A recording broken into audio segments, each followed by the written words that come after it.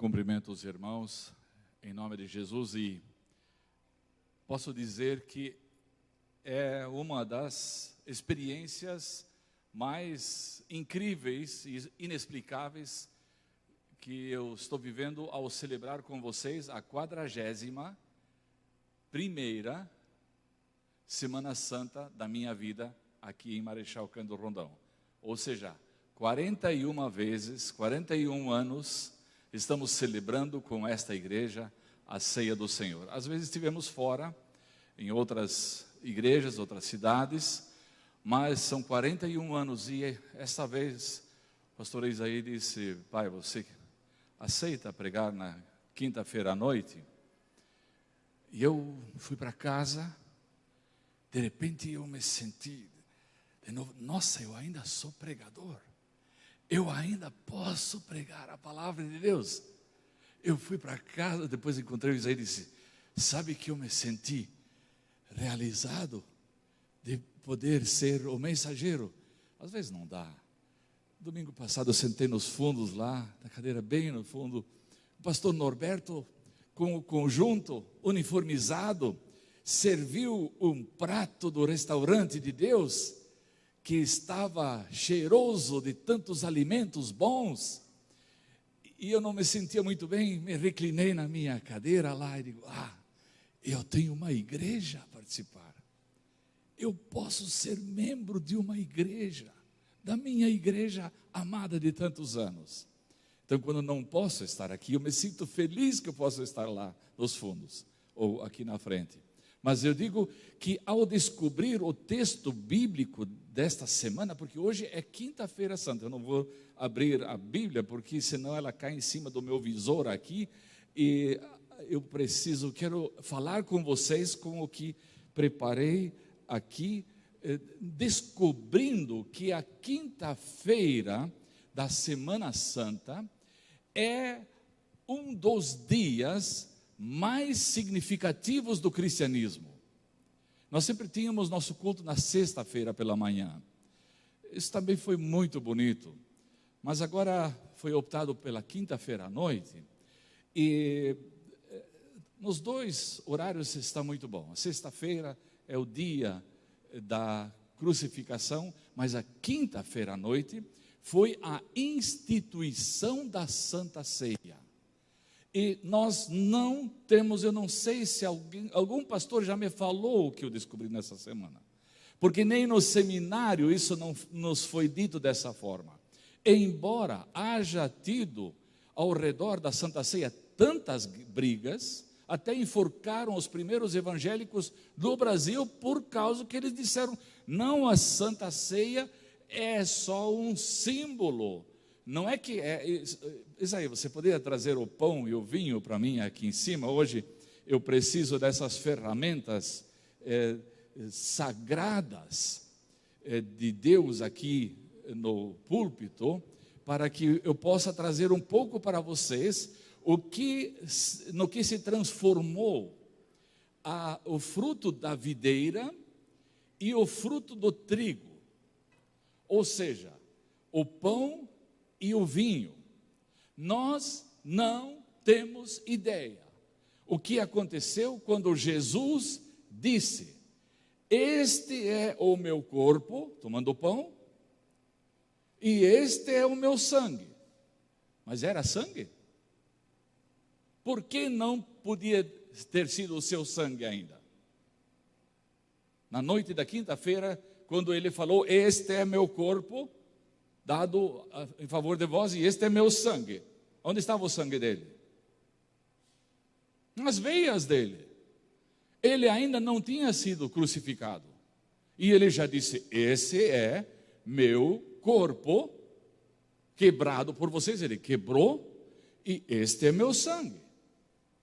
Foi, de fato, se alguém pegasse ao laboratório de pesquisas e avaliasse, eles diriam: isso aqui é da videira, isso aqui é de trigo. Assim eles podem pegar todos os pães e todas as Santa Ceia depois e antes da bênção do pastor, do padre, de quem for, do papa que seja, vai ser trigo e vai ser fruto da videira.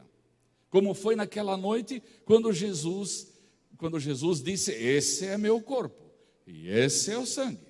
Mas o que ele instituiu, por favor, tenham paciência comigo, espero, eles me deram uma mensagem hoje bem cedo, para nós poder conversar bem a favor disso, não vamos nos prolongar demais, mas a realidade que aconteceu nessa quinta-feira santa, o mundo não tem ideia do que Jesus fez quando ele disse, este é a partir de agora o sacrifício que vocês precisam tomar a sério, que nada mais precisam trazer, já foi quebrado o meu corpo, foi oferecido o sacrifício, foi derramado o sangue, e a partir de agora não preciso mais matar cordeiros, não precisa mais matar bois, não precisa matar o bode expiatório. Sabe o que eles faziam com um bode? Sabe porque esse é o bode expiatório que falam?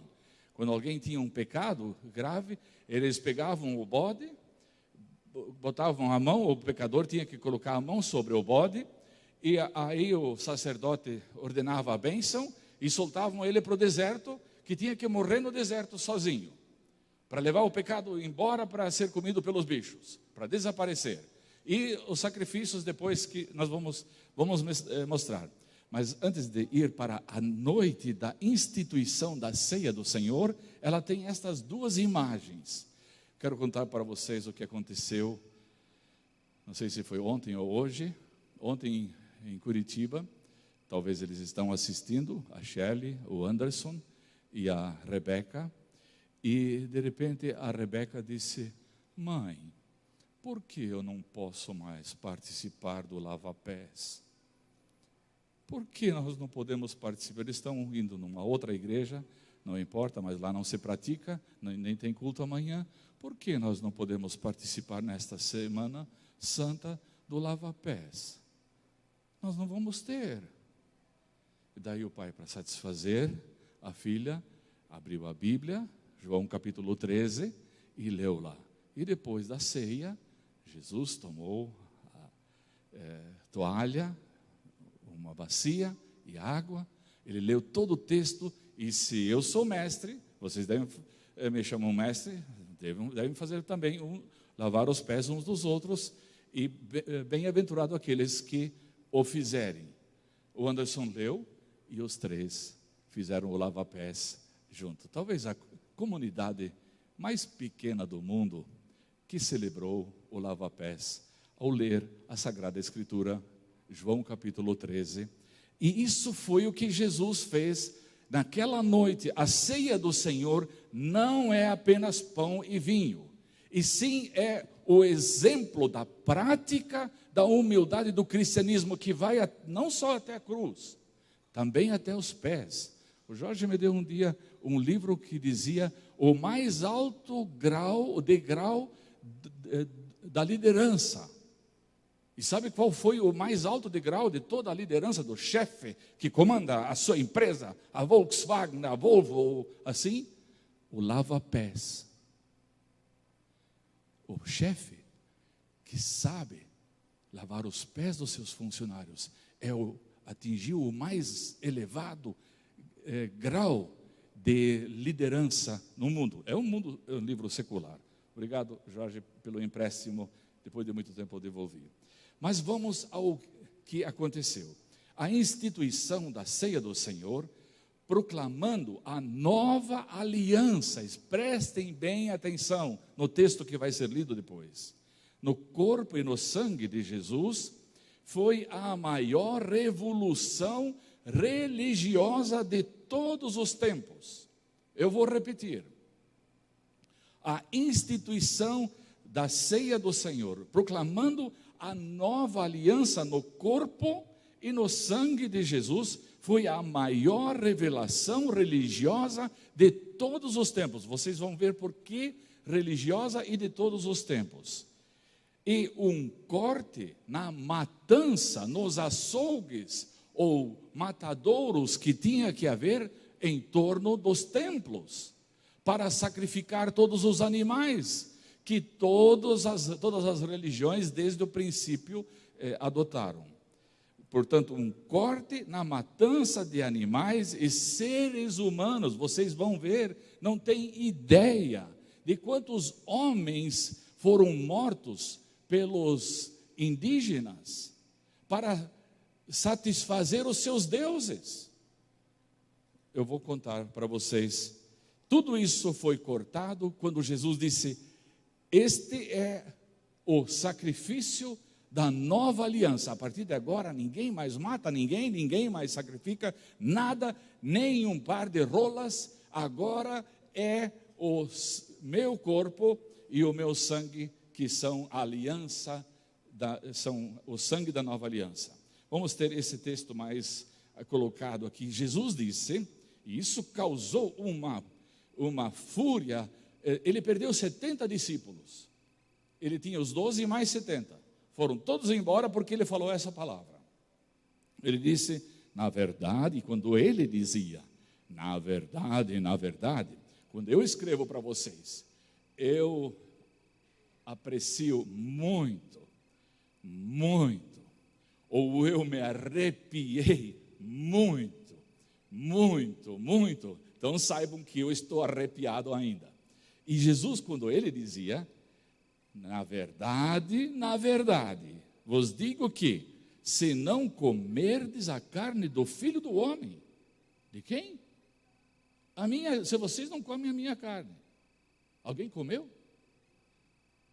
Alguém tem ideia de que uma pessoa comeu a carne dele? Não, ele está se referindo a isso. A Santa Ceia, que ele instituiu, que ele iria instituir. E não beberdes do seu sangue, do Filho do Homem, não tereis vida em vós mesmos. Portanto, quem não receberia o sacrifício do corpo e do sangue de Jesus, por isso muitas pessoas, os cristãos, por causa dessa verdade. Isso não é que foi exagerado.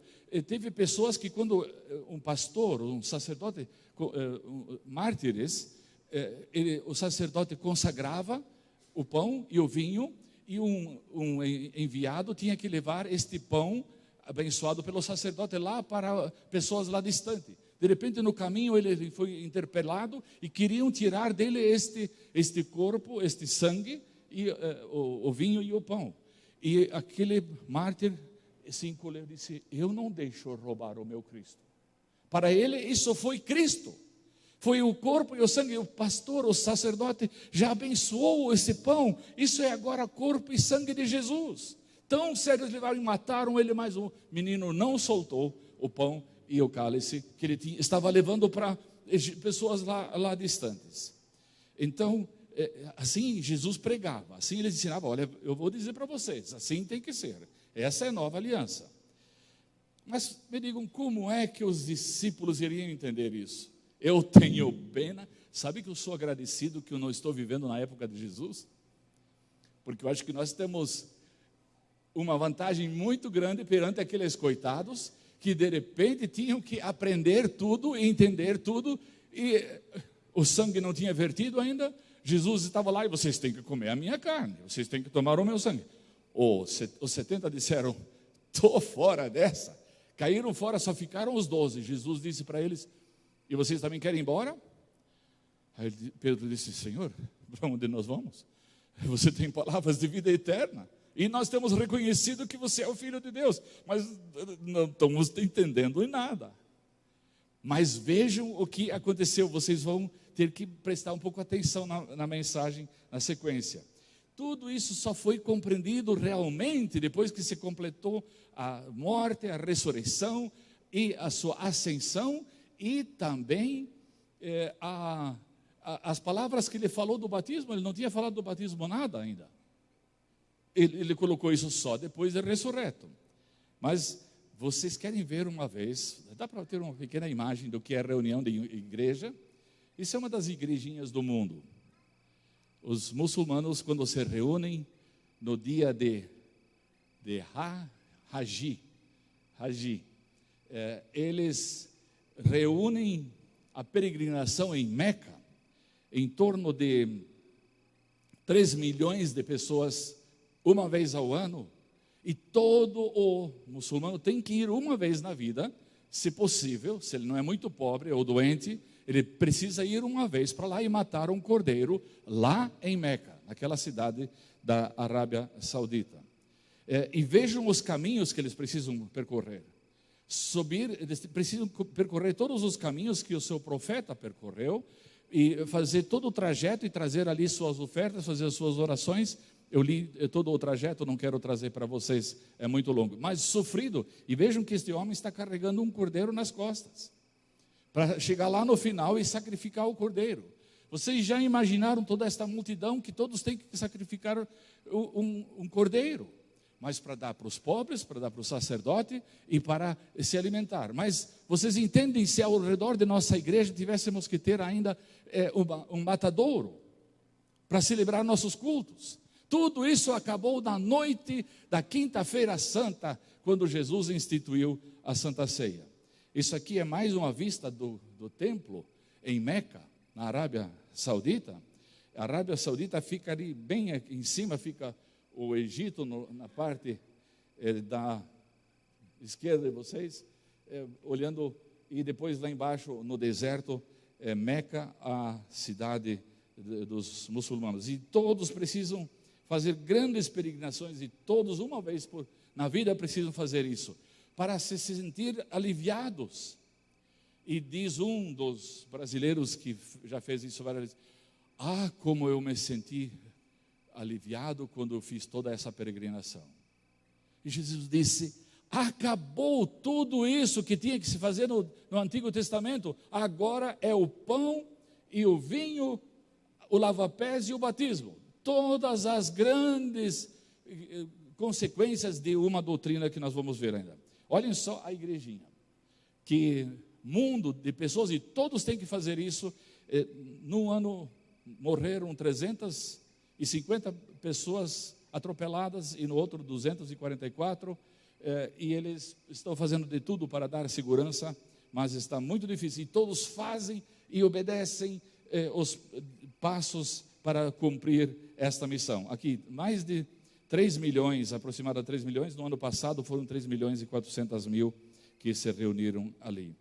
Mas eu quero passar sobre este assunto, o que esse Maimônides disse, que na verdade os pagãos é que inventaram a ideia dos sacrifícios.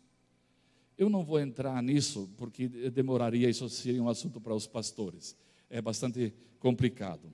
Mas nós vamos ver tudo o que se fazia em termos de religião.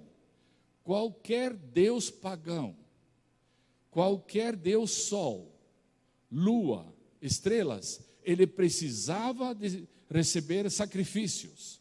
Na Índia, alguém inventa com um pedaço de pau, ele inventa, digamos que isso é um pedaço de pau, e diz: esse é meu Deus. Ele abre um templo e o sacrifica. Os ricos comerciantes precisam trazer ofertas de comida, cachaça, bebida e comida para o Deus feito de pau, que ele se fez, e ele é o profeta.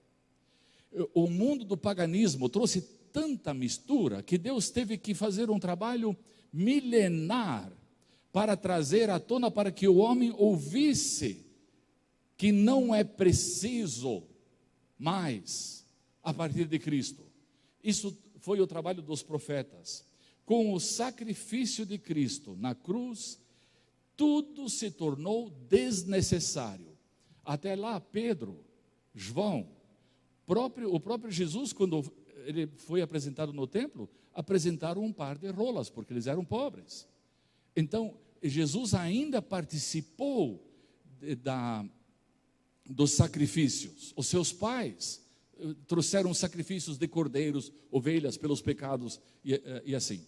Mas de repente chegou a quinta-feira da Semana Santa e Jesus disse: eu tenho ansiado comer esta ceia com vocês.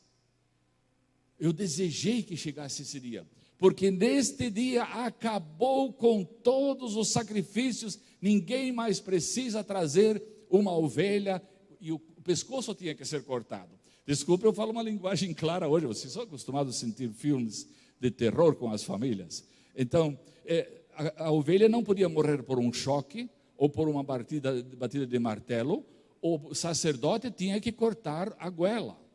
Imaginem o cântico aqui ao redor da igreja, se cada família tivesse que trazer um cordeiro para a Semana Santa, e teria que ser morto. Mas tudo foi mudado quando Jesus sentou à mesa e disse, e quando comiam, Jesus tomou o pão, e abençoou, e partiu, e deu aos discípulos, dizendo, isso nós fazemos todos os anos aqui, na celebração da Semana Santa, da Santa Ceia. Ele tomou o pão e disse, esse é meu corpo. Os discípulos disseram, esse vai ser o sacrifício agora? Eles foram para fora, no Getsemane, e pegaram no sono. Para eles tudo foi uma lição demais. Uma lição milenar. Esperem um pouquinho, vou contar alguma coisa dos indígenas ainda. Esse é meu corpo.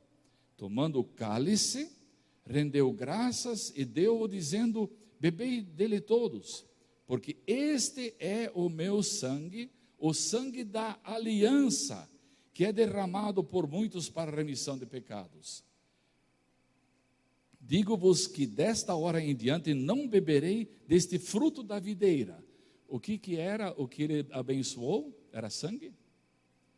Gente, eu escrevi a Confissão da Guanabara, e os coitados dos franceses, o primeiro grupo evangélico, foi degolado, porque eles acreditavam que isso é só um símbolo, e não aceitavam que isso fosse ainda fruto da videira. E Jesus disse, eu não vou beber mais disso até aquele dia que eu hei de beber de novo convosco no reino de meu Pai. Eu acho que no céu vai ter videira. Nós vamos tomar um bom vinho lá do Porto, Natália. E nós fomos a Porto, em Portugal, e comemoramos a Santa Ceia. E eles distribuíram vinho de verdade. Eu não entendo de vinho, eu não gosto de vinho, não gosto de cerveja, não gosto de nada alcoólico. Eu pedi a Deus uma vez que Ele me tirasse, que eu nunca me tornasse um bêbado. Eu acho que Ele atendeu até nas raízes, assim. Mas a Natália entende um pouco mais disso aqui. Em casa, a mãe dela sempre fazia um vinho, porque isso era refrigerante da Argentina. Aí eles deram para cada um a Santa Ceia, e a Natália disse, nossa, que vinho esse do Porto, aqui de Portugal. E os dois irmãos, para não desperdiçar nada do copinho de vinho, daí tinha mais um tanto assim dentro, os dois irmãos que distribuíram o vinho, eles foram lá na frente, bem catedráticos, e cada um. E a Natália até hoje está com água na boca do vinho bom que os dois portugueses tomaram tudo, para não deixar perder nada no copo que eles tinham abençoado. É algo incrível como os humanos às vezes se complicam as coisas simples. Mas o pão e o cálice substituíram todos os sacrifícios do passado, esses que teriam que colocar a mão sobre a cabeça de um boi, e daí o sacerdote vir por baixo e cortar a goela, e daí o pecador podia sair livre, porque morreu um animal no lugar dos pecados dele. Tudo isso foi mudado naquele dia. Mas vocês lembram da saída do Egito? O sangue do cordeiro era o sinal nos umbrais das portas. Hoje, se você aceitou a Cristo, se você toma a ceia do Senhor e participa da Santa Ceia nesta noite, este é o sangue no umbral da porta da sua casa, irmão. Os vossos filhos, os nossos filhos, podem saber, nos umbrais da porta da minha casa existe o sangue do cordeiro. Este fruto da videira e o pão é que substituíram o sangue dos animais e dos humanos. Vejam aqui um pouquinho essa questão dos astecas. Quando Colombo descobriu as Américas, ele não sabia que tinha tantos indígenas aqui nas Américas. Quando chegou na cidade do México, os espanhóis, eles encontraram na cidade do México uma cidade com 200.000 pessoas, indígenas, astecas. Mas o sacrifício deles para os seus deuses, todos eram deuses e não conheciam o Evangelho. O sacrifício deles num ano, o maior sacrifício de que se conhece na história da vida humana, foi que eles sacrificaram 20.000 homens, 20.000 pessoas num sacrifício para apaziguar os seus deuses. Isso foram os astecas no México. Os incas sacrificavam as meninas com 12, 13, 14 anos, virgens, puras, e quando tinha uma seca, ou uma chuva, ou tempestades, ou calamidades públicas, era escolhido a criança mais inocente e mais bonita do povoado. E o pai e a mãe, cuja filha fosse escolhida, era o mais orgulhoso da vila, porque sua filha foi escolhida para ser sacrificada aos deuses. No meu livrinho, A Confissão da Guanabara, isso está mais detalhadamente. Em 96, os Andes descongelaram e uma menina foi encontrada com 13 anos aproximadamente, sem nenhum defeito, sem nenhuma doença, intacta ainda, porque foi consagrada aos seus deuses, quando os indígenas, os incas, achavam que eles precisavam dar ao seu Deus a melhor oferta, que era a menina mais bonita da sua vila. Vocês entendem o que Cristo fez quando Ele nos libertou de toda esta escravidão? E disse: este é o sacrifício, este é o sangue derramado, o fruto da videira, o fruto do trigo. Agora não preciso mais. Gente, acordem. Pedro, mas o Pedro estava dormindo. O Pedro estava cansado, foi para o Getsemane e lá adormeceu. Mas talvez, se você vai hoje ainda nos macumbeiros, nas coisas feiticeiras, eles vão pegar o teu filho e vão sacrificar ele. Há poucos dias sacrificaram um menino de 13 anos, que um guia tinha que matar, e matou. E morre muita gente em nosso país em sacrifício aos demônios. Nós não temos ideia o que significa celebrar a ceia do Senhor e ter encontrado a Cristo que disse: este é meu corpo, este é meu sangue, não faço mais bobagens como você fez no passado. Mas vamos terminar. Eu disse que 8:55, mais ou menos eu termino. Eu já estou chegando ao final. A instituição da Santa Ceia não foi só como a maioria dos cristãos do mundo inteiro hoje despreza, até de nossa igreja na Alemanha já estão começando a desprezar o que foi feito na Santa Ceia com muita intenção. Jesus disse 2 vezes: fazei isso em memória de mim. Só 2 vezes. Ele disse: se é meu corpo, fazei isso em memória de mim, mais uma vez. E a maioria nem diz isso. Mas do lava-pés ele disse isso X vezes. Vejam só. Houve a instituição que ele instituiu ao terminar. E acabada a ceia, eu deixei uma parte fora, levantou-se da ceia, tirou as vestes e, tomando uma toalha, cingiu-se. Isso aqui é o texto de João, capítulo, aqui diz 3, é 13, desculpem, alguma coisa aconteceu errado ali. Depois deitou água numa bacia e começou a lavar os pés aos discípulos e a enxugar-lhes com a toalha com que estava cingido. E o mestre, de repente, como um escravo, com uma toalha cingida, uma bacia, ajoelhado diante de um dos seus discípulos, os discípulos disseram, aproximou-se, pois, de Simão Pedro, que disse: Senhor, tu me lavas os pés a mim? Respondeu Jesus e lhe disse: o que eu faço você não entende agora, mas tu o saberás depois. E Pedro lhe disse: nunca me lavarás os pés. Respondeu-lhe Jesus: ele disse isso alguma vez da Santa Ceia? Se você não tomar a Santa Ceia, você não tem parte comigo. Está escrito em alguma parte da Bíblia? Mas do lava-pés está. Se eu não te lavar os pés, não tens parte comigo. Pedro, cala a boca e fica sentado aí. Vou te lavar os pés. E o Pedro disse: uma barbaridade. Aí ele disse: não, Senhor, não só os meus pés, mas também as mãos e a cabeça.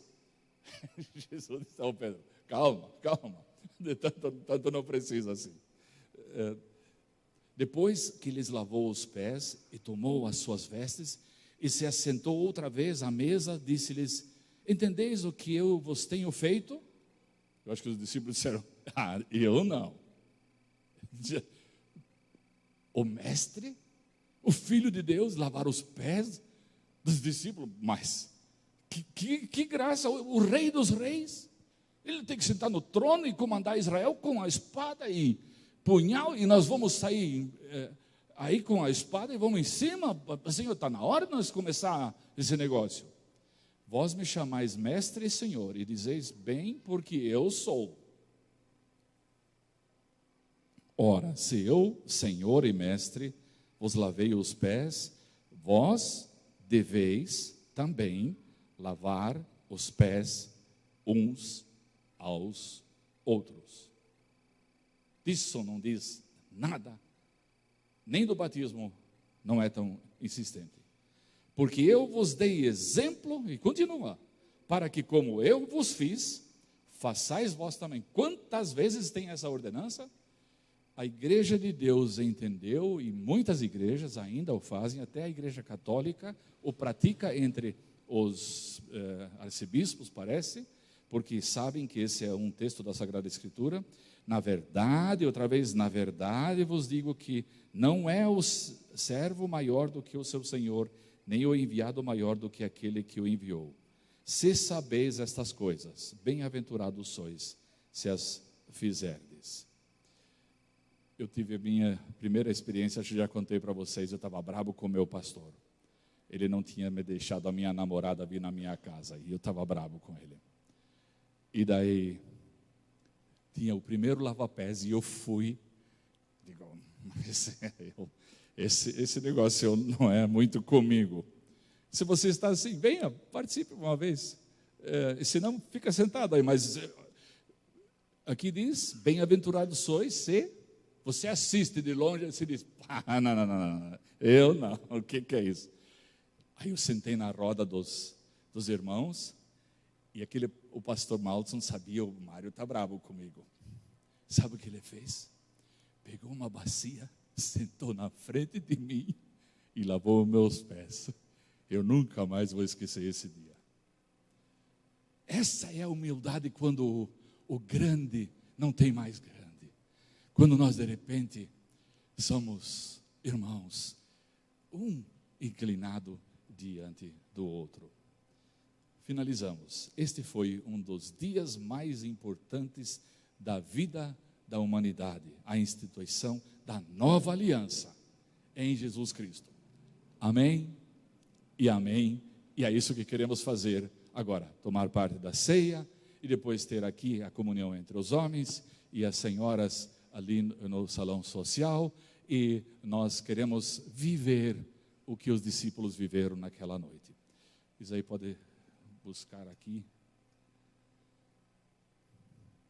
Eu considero um dos momentos mais solenes, quando juntamente aos filhos, o pastor Norberto está na Bolívia, deve estar chegando lá, já chegou, Cláudia? Ainda não chegou ainda, não tem notícias. E nós podemos celebrar a ceia do Senhor. O pastor Edemar hoje foi até a Argentina, já só levar o genro para lá. E nós podemos juntos, em comum acordo, em comunidade, do servir, desse sacrifício único, não tem outro necessário mais.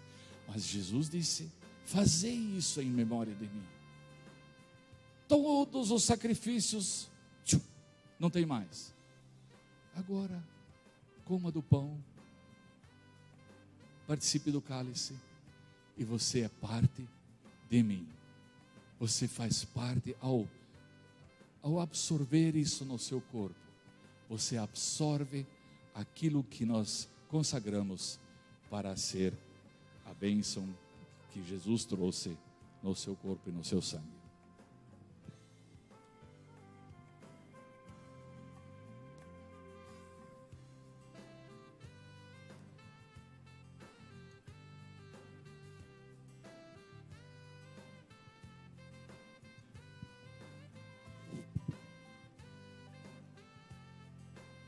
Gosto de um momento quando a igreja participa e nós, como pastores, podemos nos servir a ceia primeiro uns aos outros.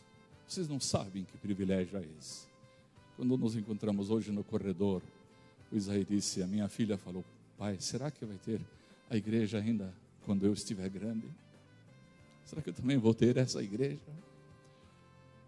Eu disse, é tão bom, nós como um filho vai para um lado, o outro leva a filha, está querendo entrar na casa nova, ainda não ficou pronta, mas que felicidade temos nós, pastor Edemar, tantos anos juntos criando seus filhos aqui, já estão todos adultos e nós podemos servir e nos servir. Você pode tomar o pão? E tomando o pão, tendo dado graças, o partiu e lhes deu, dizendo, isso é meu corpo, oferecido por vós, fazei isso em memória de mim. Semelhantemente, depois de cear, tomou o cálice, dizendo, este é o cálice da nova aliança, no meu sangue derramado em favor de vós. Senhor, obrigado que nós, durante décadas, sentimos a força desse sacrifício que o Senhor cumpriu por nós na cruz, para que nós apenas pudéssemos usufruir do perdão, da graça e da misericórdia. Em nome de Jesus, abençoo este cálice, este pão, na comunhão dos irmãos para a celebração. Pedimos também por aqueles que estão fora, por algum motivo, que eles sejam abençoados com esta comunhão no Espírito Santo, no corpo e no sangue de Cristo também. Os que estão doentes, os que residem distantes pela internet, participam e nunca tiveram aqui, peço as suas bênçãos também para eles, em nome de Jesus.